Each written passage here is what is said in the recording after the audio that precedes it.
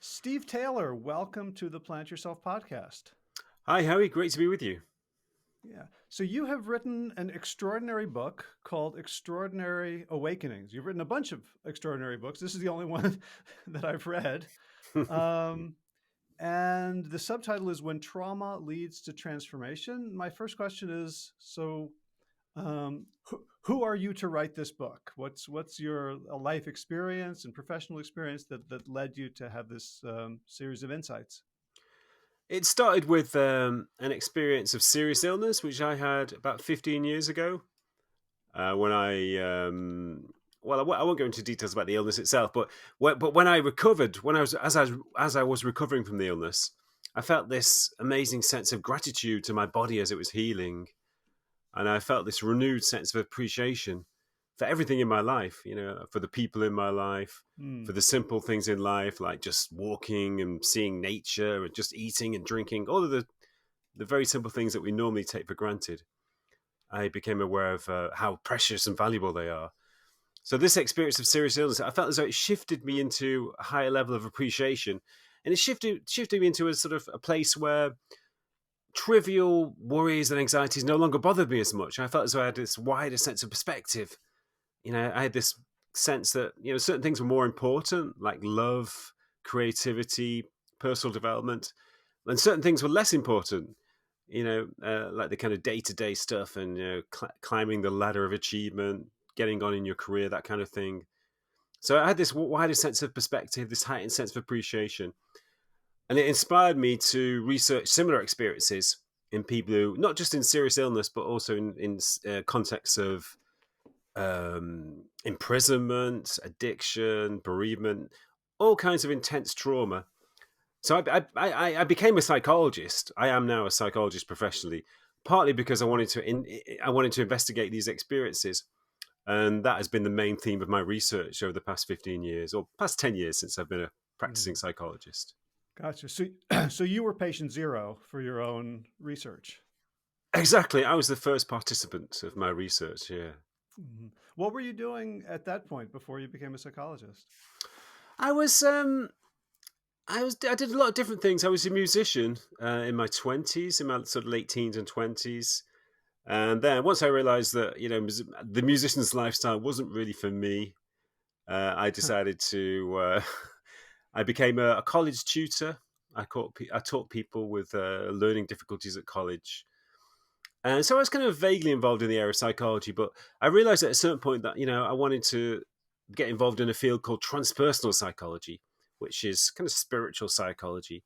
So I realized I became more and more aware that was what I was really interested in. And I was starting to write and to write about topics related to spirituality and psychology. So that was the field that I felt I belonged in. Hmm. So one of the things that really has struck me about the book is there's an implicit um, acceptance of a higher reality than just our physical material reality. I know psychology is a science and it's grounded in sort of the materialist objective Western worldview. And I'm curious how comfortable you were at the beginning and became sort of bringing in this the transpersonal stuff and things that can't be sort of measured in a test tube or on a scale. I've always had personal experiences of a kind of wider reality. I've always had spiritual experiences from a young age, from being a teenager. Moments in which my awareness would become more intense, and I'd sense that there was more to the world than we are normally aware of.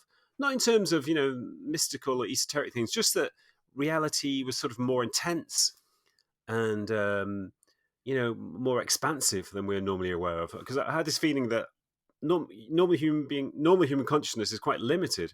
It's like being in a room, and a lot of people forget there's anything outside the room. But once you experience higher states of consciousness, then you realize that it is just a room, and you're living in a much wider reality with lots of space and lots of other rooms outside it.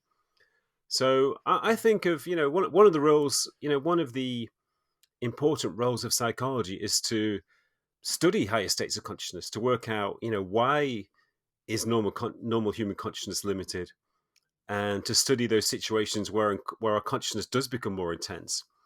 And that's one of the reasons why I'm interested in these experiences of transformation through turmoil, because these experiences are a shift into a wider and more intense reality, which becomes permanent for some people.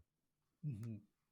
Right. And so that idea of permanence really stuck with me because I know, I've had moments where I felt like, oh man, I understand the world. I know my place in it. I'm at peace. All that hubbub of my life I can see as chatter and distraction. And I'm just like totally expansive. And I I'd like walk down the street and I would like my heart would go out to every stranger I met. And I'm just like, this total embodiment of the Buddha. And then like, half an hour later, like someone would run a red light and it would all dissipate. And Yeah. all I was left with was like the gaping void of, oh, I had something and it's gone. But what you're talking about in these extraordinary awakenings is sort of a persistent transformation that may not remain at that height, but Hmm. Hmm. nevertheless never quite goes away. That's right. A lot of people say that they shift into this intense state of consciousness and they expect it to be impermanent. And it does fade a little bit. It becomes slightly less intense, but it kind of stabilizes at a slightly lower level of intensity and becomes their normal experience. And it is almost like they're waking up. It's like they're waking up to a heightened level of appreciation. They're waking up to a kind of reality when things just seem more real and more beautiful and more fascinating. And when, the kind of egoic, trivial problems that I mentioned before no longer seem important. And it's a new orientation that there's a shift in orientation between kind of, I think the normal mode is to sort of take from the world and to get, to accumulate Mm, things. But in this mode, there's a sense that you give to the world. The purpose of life is to give to the world, not to take, and not to accumulate. But sorry, yeah, not to accumulate, but to contribute. And yeah, I've met people who've been in the state for 50 years. People who underwent a transformation when they were quite young, and it does seem to remain. No matter, and obviously life still can involve challenges, but nothing seems to be powerful enough to take people back down to their previous state of consciousness. mm. So when I meet someone who my sense is sort of spiritually evolved in that way, and they're, at peace around most of the things that piss me off, and they're, everybody feels good to be around them. I think, boy, what I want that, and I know most of us want that kind of state, and yet the paradox of what you've discovered is that most of us have to be dragged kicking and screaming into situations and environments that allow that to happen. Well, this is one way in which spiritual awakening can occur. I think there are three ways in which spiritual awakening can actually occur. I wrote about this in a previous book called The Leap. And spiritual awakening can just be natural to some people. They don't have to do anything. They don't have to meditate. They don't have to go through turmoil and trauma. They just are naturally spiritually awakened. It's just their normal state. Mm, Those people sometimes become poets or artists.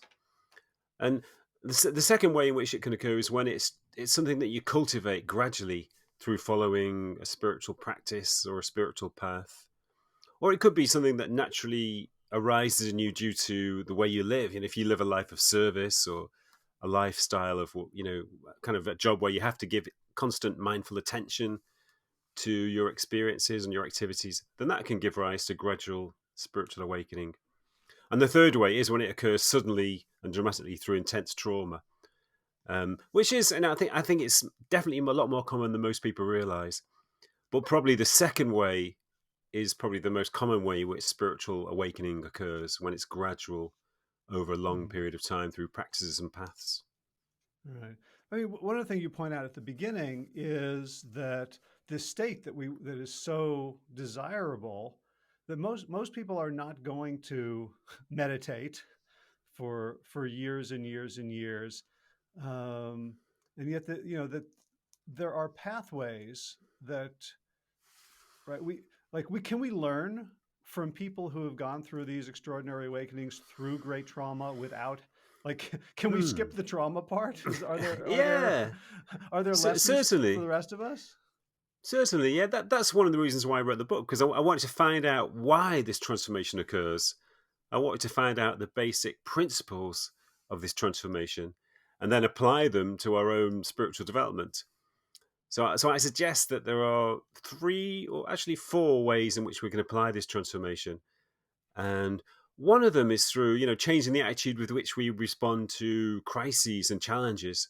Because every challenge or crisis in our lives has transformational potential.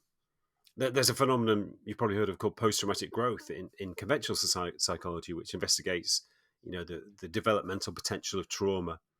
And it shows that almost half of people who go through trauma will experience some positive after effects.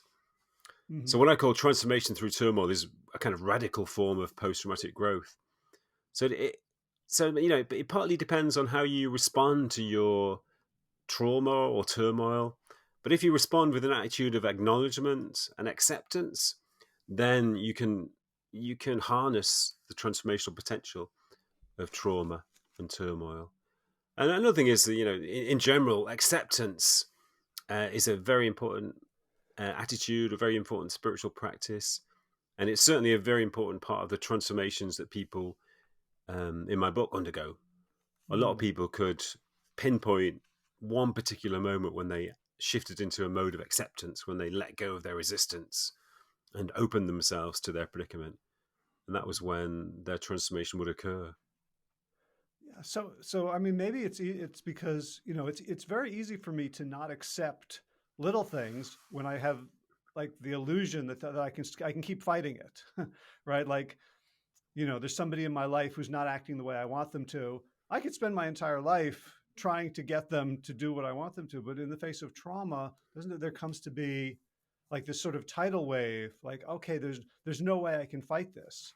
Is that kind of the mechanism, that the acceptance can just be based on just overwhelming logic?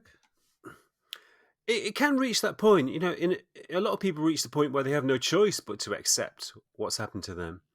One of the strange phenomena that I identified in the book is I found out that it's not uncommon for people who reach the point of seriously contemplating suicide or even attempting suicide to undergo transformation.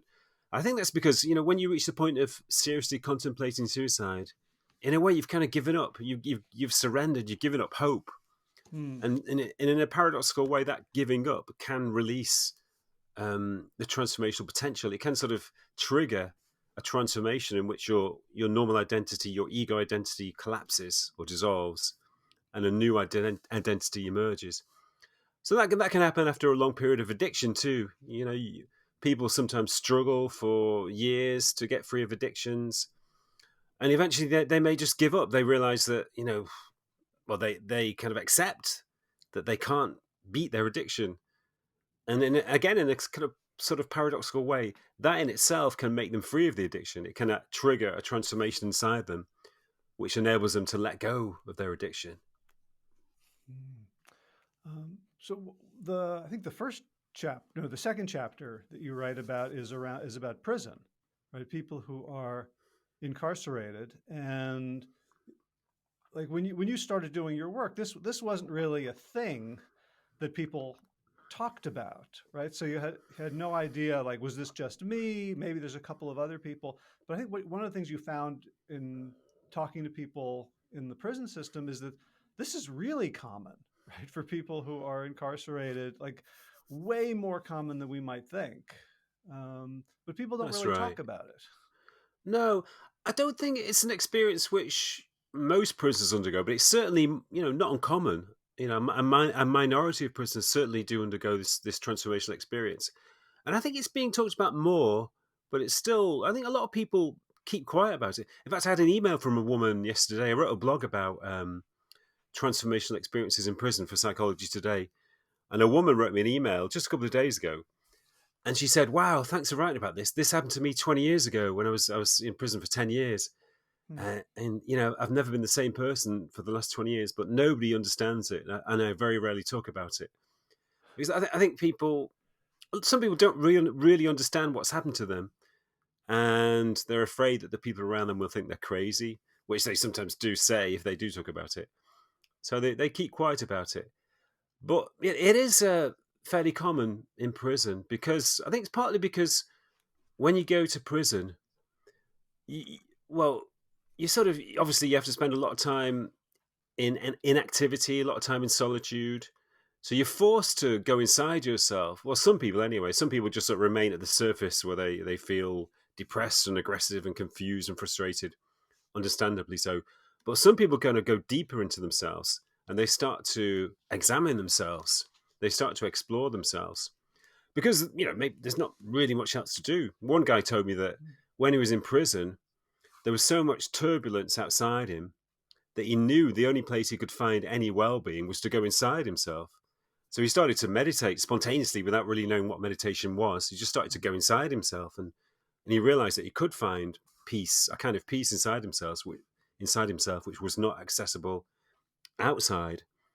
So a lot of people do that. It's the beginning of a kind of inner journey, self-exploration, and that leads to self-acceptance. It leads to analyzing your previous behavior, feeling a sense of empathy to the people you've harmed in the past. But even more than that, when you're in prison, you have to let go because everything which constitutes your identity was outside or is outside the prison walls. So you have to let go of your possessions, your relationships, your ambitions, your status, and so forth. So you have to really let go of everything which constituted your identity. So that can be a very painful experience when your identity fades away.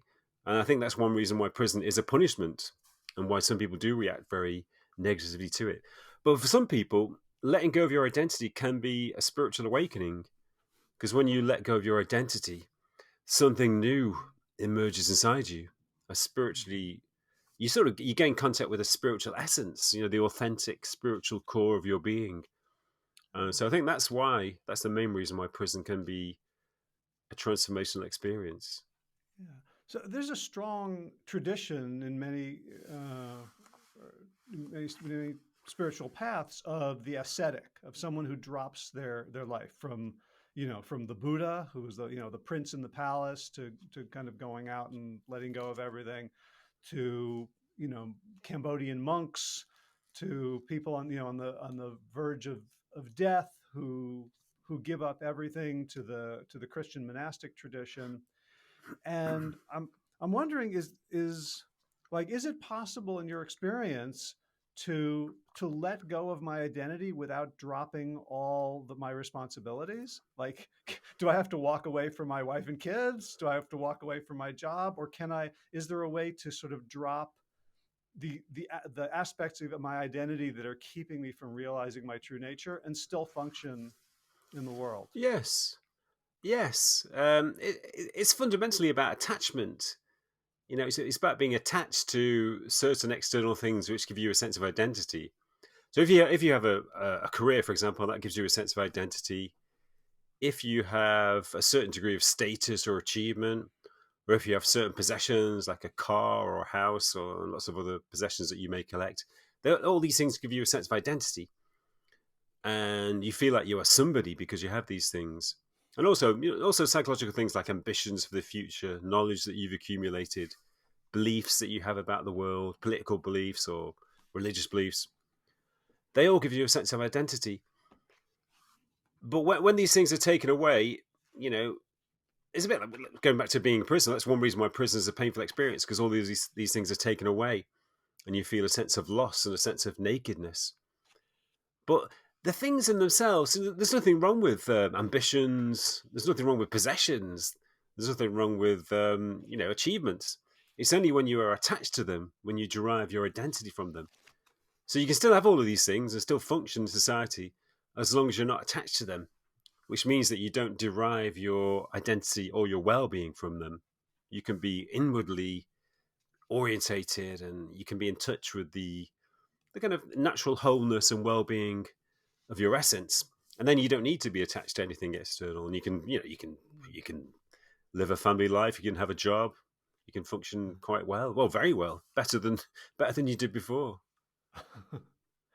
Yeah, so I'm curious about for you on a personal level. So, I found out about you because some publicist sent me information like, would you like to interview Steve Taylor? He wrote this book. So obviously, your name's on the book. You're the author of the book. You you are out there or have people out there sort of promoting you as a thing. I'm wondering how you navigate, because it's very easy. Like, my name's on a book. I'm like, I'm pumped up with pride. Hmm. You know what I'm asking? Like, how do you give me some hints? How do you navigate staying in your essence while you're also being called upon to sort of create a PR story to sell yourself? Well, I don't take it too seriously. I realize that if you have a publisher, they expect you to work a little bit to promote your book. Otherwise, your next book may not be published. Right. So, yeah, the important thing is not to get carried away. I have met some authors who shall remain nameless who have got a bit carried away with themselves. Even spiritual authors. You can tell they've got a bit of an ego about them. They're a bit puffed up by their success.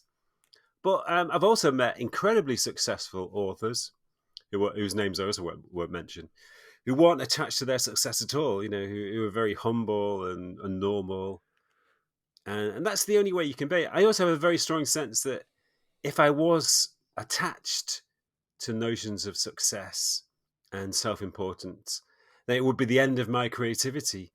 I think that creativity flows when you are humble and when you don't take too much responsibility for it. It essentially, you know, I don't feel wholly responsible for what I do because I feel as though it's sort of coming through me Mm. rather than from me. So I think for that channel to remain open, I can't become at all self-important or attached to success. Uh-huh. Is Does it feel like there's temptations in that way that you have to sort of be aware of and pay attention to, or does it feel like from your transformational experience that you're very grounded in, uh, you Um, know, well, what I think helps me is the fact that I've got 3 young children who don't take me seriously at all. So they say, "Oh, there's spiritual dad. There's spiritual dad again." So they kind of make fun of me when I try to be spiritual. But no, it's all it's a good balance. I have a kind of a life outside my books and my teaching.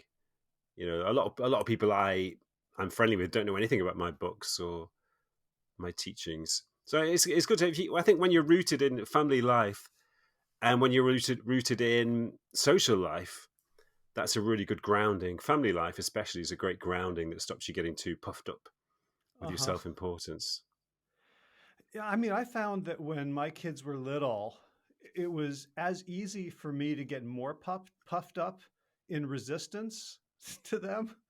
Like Yeah. they would be, misbehaving, let's say, in a public place, and my response could be very over the top in a harmful way because my ego was so threatened by people saying, "Well, look at Howie, he can't control his kids, or he's not a good parent."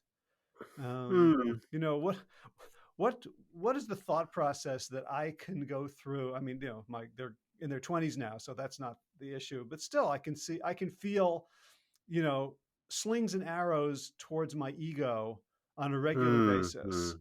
Hmm. How from your understanding of what the awakening process is like, what are some good ways to metabolize those impulses? Um, I feel that if I maintain a state of inner balance, meditation is a great way of doing this. I meditate every day in the morning. It's a great way of sort of rooting myself at the essence of my being, where I become free of sort of thoughts and desires and concern as well.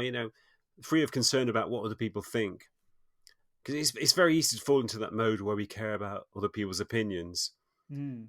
But when you're sort of in tune with yourself, you realize it doesn't really matter. People forget very quickly anyway, even if they do, you know, form opinions about you, they're very quickly forgotten, and it's very incidental and very trivial. So it's about going beneath the surface of your mind, allowing the surface of your mind to settle until it becomes very calm, and then you're in tune with the deeper levels of your being. I find contact with nature is fantastic. Sometimes sometimes I find myself getting concerned about politics Uh-huh. and watch the news. And I won't go into detail, but in the UK, we've got a few sort of political issues going on. Uh, you know, and you've had issues in America. So sometimes I find myself watching the news and get a bit wound up, saying, "Oh, I can't stand this guy. Why do we have to put up with this?" But then I go for a walk in the woods or in the park, and it all fades away. It's ephemeral. The thing about nature is it's so, the timeline of nature is so vast. There are trees on my park that have been there for 500 years, Mm. and you realize that affairs in politics or in society are very ephemeral, and in some cases quite trivial. And once I anchor myself in that, stillness, in the stillness of nature, and in the stillness within myself, then these things cease to matter. It's amazing how they can fade into insignificance if you're in the right frame of being. Mm.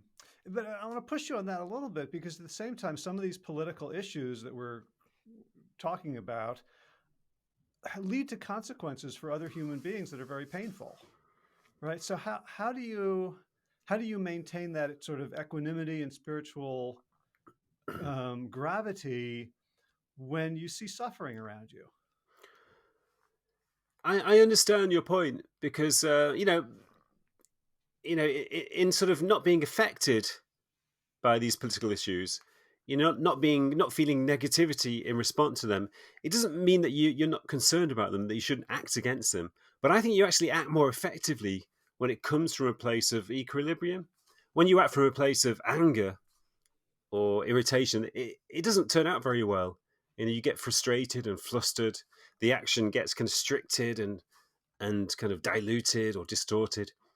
So if you can act from an place of equanimity, you can act in a more effective way. It's like the environment is an important. I feel very passionately about environmental issues, and I take them really, really seriously because they're probably the most serious problem that the human race is facing. And that connects to politics because some politicians deny the reality of environmental problems. But I've got a friend who's incredibly gloomy about the future of the human race, and he's really quite depressed about it because the future does look quite bleak in environmental terms. But it doesn't really do any good because his depression informs every aspect of his life, and it hinders his behavior and his actions. So Mm. you've got to act from a place of equanimity, a place of even contentment, and then you can be much more effective. And also, when you're constricted by negativity, nothing really flows through you. You have to allow yourself to be a channel, and you can be a channel of positive action if you're in a state of equilibrium. Mm. Yeah, I can. I feel a kind of self-accusation as I listen to you around, like, I can get so gloomy that I'm actually living in the future that hasn't happened yet. Yeah, and it's about acceptance as well. You have to accept that there is a limited. You can't change the world completely. You can't change the future completely, but you can take effective action. You can do the right thing. It's about doing the right thing. You've got to do the right thing. And gloominess, in a sense, it's natural. It's kind of inevitable in a sense, but it doesn't really do any good. You have to sort Mm. of transcend it, but still take appropriate and effective action. Right. And I can see, and I think it's pretty easy for people who have an activist bent or who care about things to see that gloominess and depression and pessimism don't necessarily help. But on the other hand, it's really hard for me, and I know it's hard for others, to give up our anger, because Hmm. it feels like Hmm. without my anger, I would just sit on the couch and eat bonbons. Well, I'm not sure if you would really. I mean, it is anger. I don't think anger can ever be really positive. It feels like maybe it leads to engagement, it leads to activity, but I think the most effective activity does not come from anger, but comes from a place of like openness. Like the greatest social activists in history have been very spiritually developed people. Like Gandhi, Martin Luther King, Nelson Mandela, Mm. Desmond Tutu, and so on and so forth. And they didn't seem to me to be angry people. They were passionate, but it wasn't from a place of anger. It was a place of from a place of universal compassion and empathy and knowing that something was wrong. Mm. Not, not egoically wrong, but deeply universally wrong, having sort of powerful moral principles of rightness and allowing themselves to be channels of goodness. So I think that's the most important thing, to be open so that you can be a channel of goodness. I love that. And of course, you write about Nelson Mandela in the book in the context of freedom in prison, right? So he apparently he went in quite angry, right? Like he was Yeah, that's a right. violent revolutionary. He grew up as a boxer, and I guess 27 years gave him a far greater power than the fist. That's right. Yeah, he was a good example of the kind of self-examination and self-exploration that I talked about earlier. And he found wisdom in prison just through exploring his own being, through analyzing his own behavior and his own thought processes. And he found a contentment, a kind of stillness inside himself. When you live at the level of action, which can be, it can be very effective and positive, but you kind of living on the surface.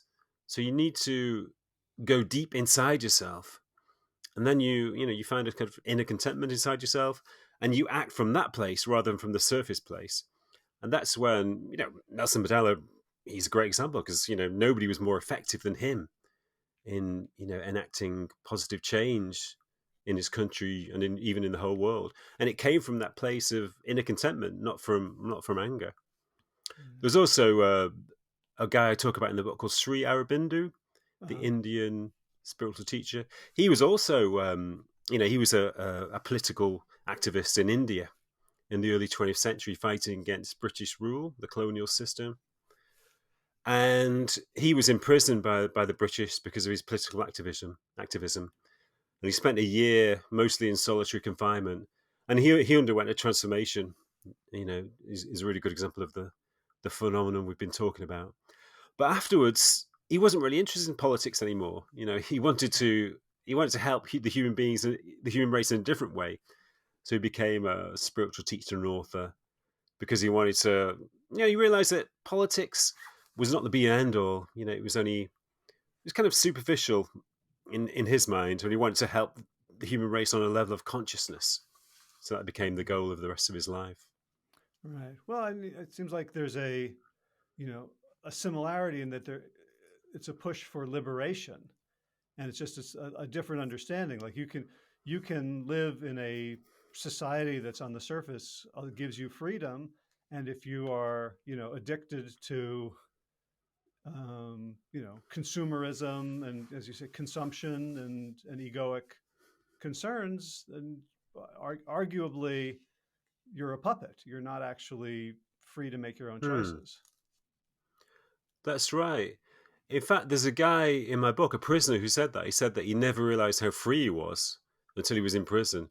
He never realized he was actually in prison when he lived outside in normal society, because his mind was imprisoned by egoic desires and egoic feelings, and narrow personal thoughts, narrow personal desires. But in prison, he realized that there was a kind of freedom inside him through letting go of those thoughts and desires and fears. So yeah, it's a paradox that that freedom can be found in prison, and prison can be found in freedom. Uh, yeah. So as you started, working on this particular book, and it's not really a book of philosophy; it's a book of stories, right? Just one story after another that kind of weave together to create this point. What was the story that you heard that first told you, okay, there's a book here beyond my own experience? What was the one that kind of really landed with you? The first one was it was a woman called Irene who a friend told me about. I told my friend that I was interested in this area, and he said, "Oh, you got to speak to my friend Irene. She's had an amazing spiritual transformation." And Irene was a kind of professional woman, very very dedicated to her career. She said she was a workaholic. I think she was an IT manager for a pharmaceutical company, very very driven. But she became ill with cancer when she was 42 years old, and the cancer was quite advanced. She was told that she only had maybe 6 months to a year left to live. But rather than being completely broken down by the diagnosis, she felt strangely liberated.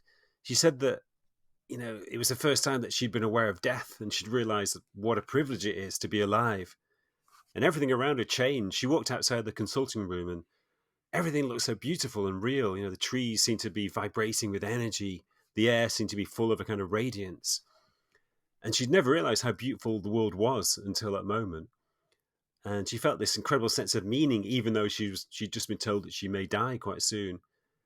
And it was as if like the scales had fallen from her eyes, as if she'd just literally woken up to this new, meaningful world.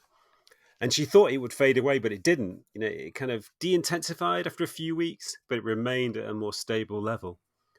Unfortunately for her, her cancer went into remission, but she retained this heightened awareness. And a lot of it was about, she had this feeling of connection that she'd never had before, a feeling of connection to nature, a feeling of like, really feeling one with the trees or the hills or the sky, and also with other people, feeling an intense sense of empathy and compassion with other people. And it remained with her. So she felt that she couldn't continue in her role as a IT manager. She retrained as a therapist and a counselor. She started to work with other cancer patients, and it remained as a normal, stable state. So, that was the first real story of transformation that I investigated. Yeah. Boy, what that brings up for me is, we say she couldn't remain an IT manager, and you might also say there's nothing wrong with being an IT manager, No, no, right? not at all. But what I'm wondering, if everyone in the world had this experience, like what, and this is a crazy hypothetical, but like what would our society look like? What jobs would no longer exist? What industries would no longer exist? Like what would the world look like if it were filled with people who understood who they were? Wow, that would be great. It would be wonderful. But obviously, certain industries wouldn't be as prominent. The alcohol industry wouldn't be as active. you know, drug dealers would probably, be out of a job. Commercials on TV wouldn't be as prevalent because people wouldn't have the urge to buy unnecessary things. So a whole load of things, the whole consumerist industry, the whole consumerist ethos of society would fade away. Maybe not disappear completely, but it would fade away. But I think, Pete, the important thing to remember is that you can still function in this mode. And in fact, you can function very well. And some of the people I spoke to in the book said that they didn't change jobs, but they actually became a lot better at their jobs, at their jobs, and they changed their attitudes to the job. Like, for example, one woman was, she was a personnel manager at a dermatology clinic in America. And she said that before her transformation, she'd been mainly concerned about profit. But afterwards, she still carried on with the job, but she felt that her main concern was people's well-being. She was madly concerned that people felt good and had the best value. And so she actually became a lot better at her job. So there's just a shift in focus from accumulation to contribution, or from taking to giving. That actually means that people become better at the jobs. And it would mean that the whole of society would function in a much more positive way. Yeah. I mean, when I think of accumulation, in nature, the squirrels will bury some nuts, and the fruit and nut trees will mast and overproduce. But there's some prudence to a little bit of excess, but there's nothing in nature like the way human beings accumulate out of fear, right? So it seems like the transformation is somehow the dropping of some kind of fear. Yeah, definitely. Yeah, I think it's a loss of separation. I think most human beings live in a mode of separation. We feel that the world is other to us. We're kind of inside ourselves. The Mm. world is out there. And I think that sense of separateness creates anxiety. It also creates a sense of lack, a sense that you're not complete. So I think the impulse to accumulate stems from this feeling of lack. You accumulate material possessions or success or power because you want to feel more complete. You want to add things to yourself because you feel a sense of lack. So I Mm. think that's the root of it. But of course, it never works. No matter how many things you accumulate, the sense of lack never goes away, which is why people are never satisfied. They accumulate more and more and more, and it just leads, to a dead end. It leads to a vicious cycle of frustration. Mm. So nobody's walking around, hoping for a trauma. Right? Nobody's like, boy, I hope I get put in jail so I can finally have this, spiritual experience. No one's hoping for a near-death experience or suicide of a loved one or to be caught in a war zone. And at the same time, none of us can predict what's going to happen, right? We can just as you say, like we can have all these buffers and all this money and all this, but nothing's for certain. How do you advise people who, like I don't expect a trauma. There's nothing like I'm not looking up and seeing a comet speeding towards my house. But how do you advise people in my position, just sort of normally going through life, to Hmm. prepare mentally for the possibility that a trauma could occur so that it doesn't break me, but maybe breaks me open? Hmm. There are two things, probably two really important things. The first one is to be aware that crises can and do have transformational potential, and they are a tool of personal development if you respond to them in the right way, which means responding with openness and acceptance rather than avoidance. A lot of people understandably avoid turmoil and trauma when it occurs. They repress it or divert themselves from it, or they medicate themselves so they don't have to face it. So you have to face it and accept it, and then it can be transformational. And I think the very fact that, knowing that there is a kind of golden transformational core within traumatic events can make us, can increase our capacity to deal with them. We don't have to be afraid of them because they can bring personal development. They're bound to occur. Everyone's going to go through trauma and suffering at some point. It's part of human experience. So, so don't be afraid of them because they do have this core of transformational potential. And the second thing is that human beings are much more resilient than we normally perceive ourselves to be. One thing I found through writing the book was that there's this incredible resilience inside people, which only really appears when we are tested. When our lives are running smoothly and comfortably, then there's no need for us to sort of dig inside ourselves to find the resilience, to find the inner strength. But when terrible situations occur, or any kind of crisis, we do go deeper inside ourselves and we unearth this resilience, this deep, deep resilience, inner strength and competence and confidence. So it's always there. So everyone has it. It's just that we don't know about it because we've never been tested. Hmm. But when you are tested, you'll find that you do have the reserves to cope with it. I did some research about the experiences of people in the Soviet gulags or in the Nazi concentration camps. And some people, faced with the most terrible and brutal conditions that human beings can experience, they found amazing kind of reserves inside themselves which enabled them to cope and to overcome the situations, or to survive, but also to overcome the situations. So we are amazingly resilient creatures.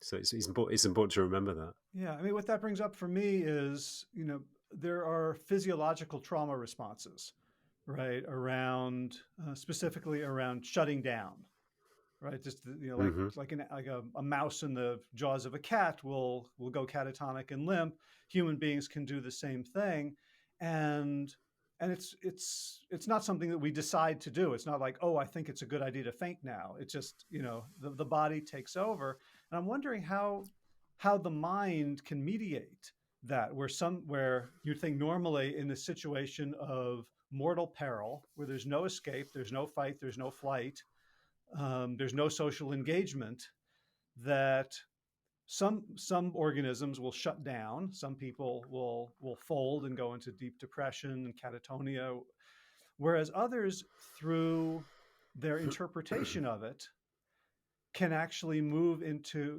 can, you know ball up and protect themselves, but then bounce back. And I'm wondering, are there Hmm. practices that can prepare me for that eventuality, sort of like, daily ways of being and thinking that can make it more likely that I'll respond generatively following a Hmm. trauma.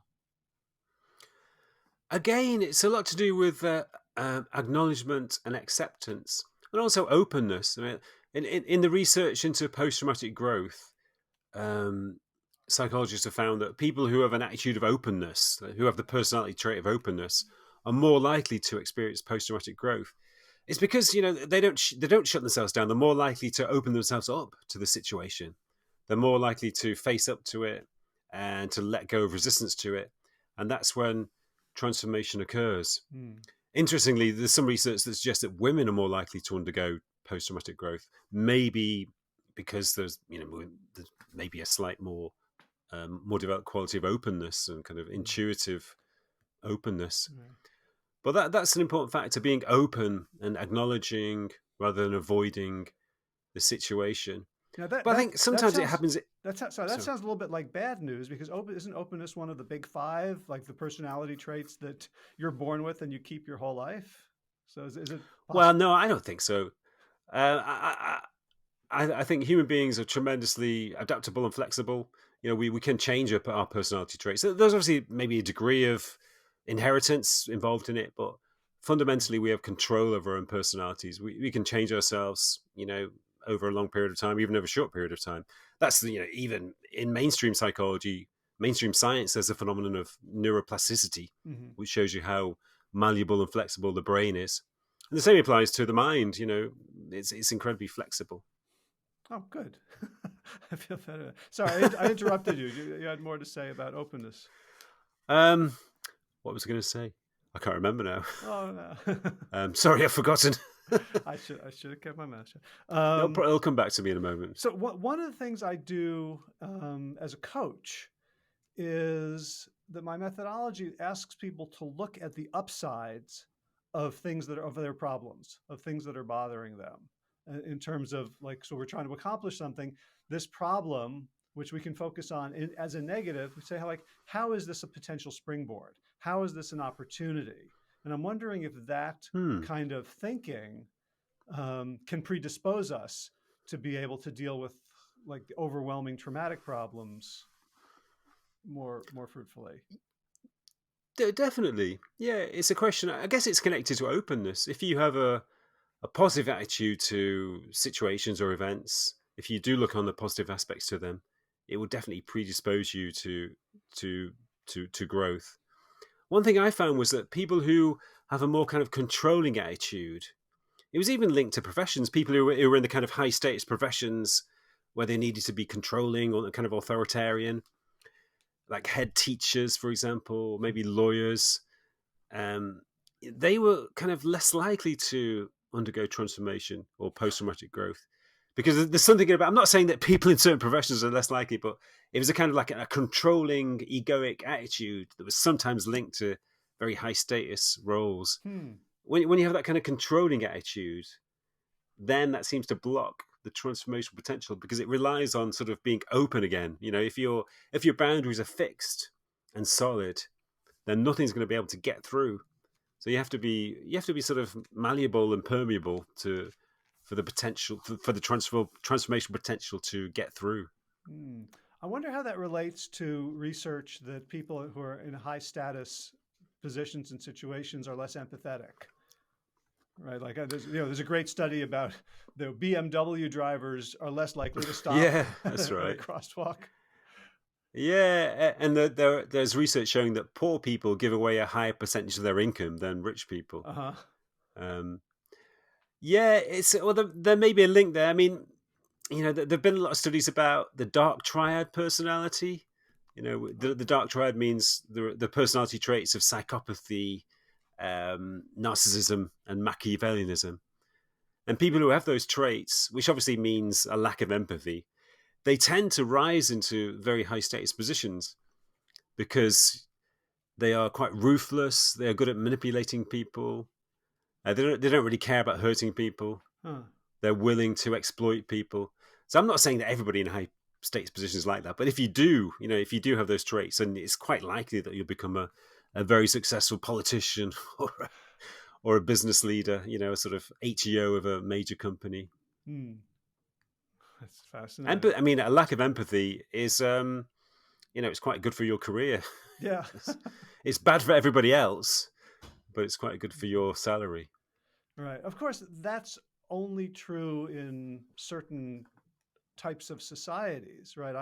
I would argue, at least theoretically, that in a in a traditional indigenous society, that psychopathy would not be rewarded. That you wouldn't let that person be the leader in a community where everyone knows each other. I agree. Certainly, I mean, indigenous societies tend to be very egalitarian, and they often don't have authoritarian figures. They tend to have democratic processes of making decisions. They tend to share power, and I think the most important thing a lot of indigenous societies do is they don't let people choose to become leaders. They choose leaders, but they don't wait for somebody to say, "I want to be the leader." Like in our society, in Western democracies, we wait for people to say, "I want to be a senator. I want to be a member of parliament. I'm going to put myself forward." Which that's how it works in our societies. But it would be better if we looked for altruistic, sensible, responsible people, and we said, "You'd be a good leader. You should be a leader." But we do it the other way around. So yeah, I mean, there are also societies like in Western Europe. There are the Scandinavian countries which tend to be very egalitarian, and they don't put a high they don't give high status to ruthless, amoral people. They tend to be quite humble and non-hierarchical, just like indigenous societies, Hmm. and they tend to function much better than other societies. Right. Which I mean, one of the things I'm wondering about is it seems to me that, trauma happens and it happens in nature, it happens to trees, it happens to animals, it happens to humans. And yet when I look at the structure, the support structure of an indigenous society, I see a community that's able to sort of buffer trauma and allow for healing. And I don't see that in our society. And so, you have to write a book about these things that sort of happen accidentally and spontaneously, um, because there is no system, except the one exception is in prison, right? You write about organizations that look at prison and say, this is a perfect ground for awakening. Let's go in and make it Hmm. happen. You talk a little bit about like those organizations and how they use it. In the UK, there's a great organisation called the Prison Phoenix Trust, which started when there was a woman who was doing research for an organisation which collected examples of religious or spiritual experiences. And she realized that they were getting a lot of examples of experiences from prisoners. So she decided to do a research project about spirituality in prison. And she became aware that there was a lot of spiritual potential in prison. A lot of prisoners were reporting spiritual experiences and spiritual development. Nothing to do with religion. It was just like personal change. Kind of a new experience of themselves or a new experience of the world around them.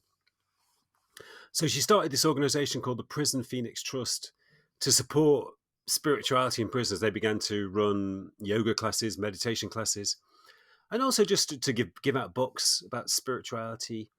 Again, in totally non-religious sense. And so now they run meditation sessions and yoga sessions in about 10% of UK institutions, incarceration institutions of incarceration, which is quite a lot. And they have great results. They collect examples of spiritual development in prisoners. They have a monthly newsletter where prisoners write in and talk about the effects of meditation, and a lot of them do report transformational experiences. A new sense of empathy, a new sense of control over their own behavior, and most of all, a new sense of well-being. A sense of finding something deeper inside themselves. Hmm. Um, that was taking me somewhere. Yeah, I guess it must be painful though to suddenly have a sense of empathy if you have been a ruthless psychopath. How does that It can work? be painful. Well, There's one guy I write about in the book, an American prisoner called Ed, who was he was sent to prison when he was sentenced when he was 15. He would have.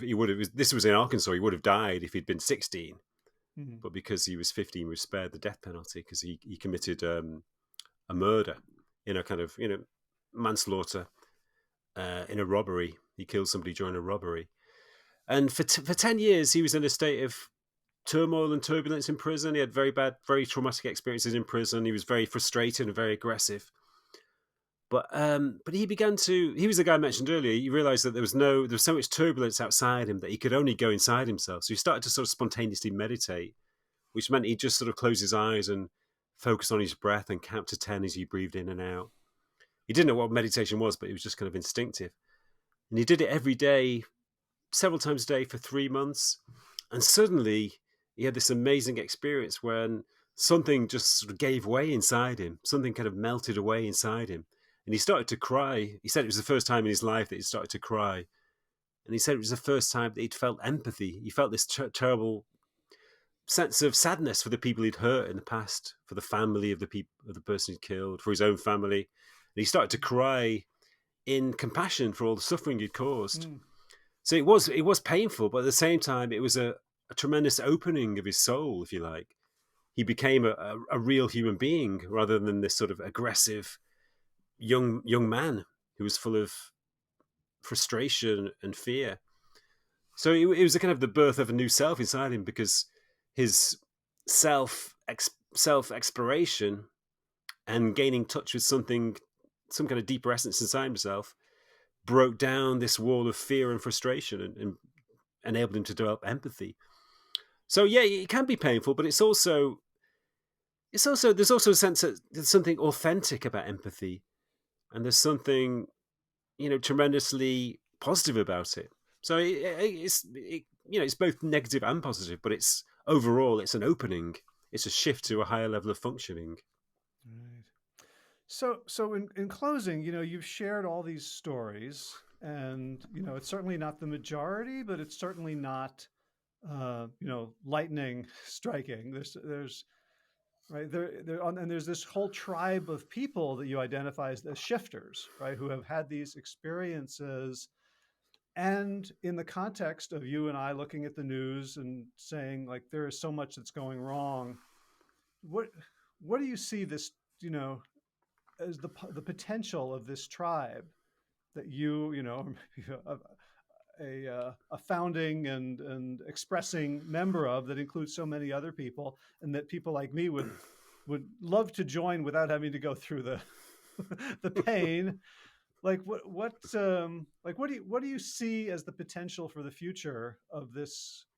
Like is this part of the vanguard of, Homo spiritualis? Like, can we survive ourselves? I hope so. I think that's the effect it will have. I think these people have a tremendously healing effect on society. Prisoners cease to be criminals. They rehabilitate themselves and begin to give to society, to their fellow human beings. People begin to contribute much more to their fellow human beings rather than taking. People lose the materialistic impulse to accumulate and live a life of simplicity and contentment. So in that sense, they have a healing effect.